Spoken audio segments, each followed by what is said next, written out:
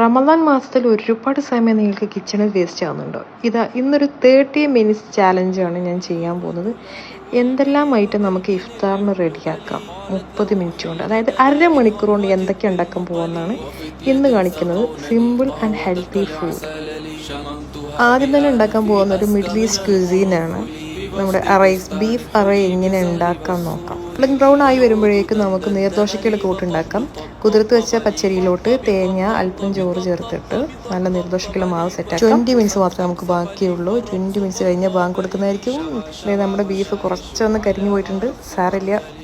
ഈ same minced beef കൊണ്ട് നമുക്ക് കബാബൊക്കെ ഉണ്ടാക്കാം കേട്ടോ, ഈസി ആയിട്ട്. ഇത് കുറച്ച് മയോണൈസോടെ ചേർത്ത് സെറ്റാക്കാം. ഇനിയാണ് നമ്മുടെ പരിപാടികൾ തുടങ്ങുന്നത്.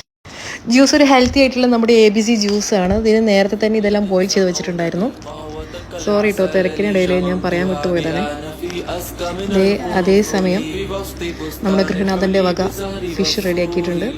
ഇതിൻ്റെ ഡീറ്റെയിൽ വീഡിയോ പിന്നീട് ചെയ്യുന്നതായിരിക്കും.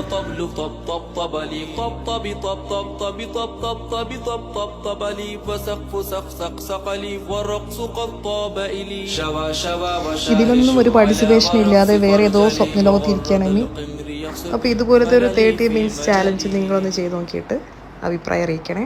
ബൈ.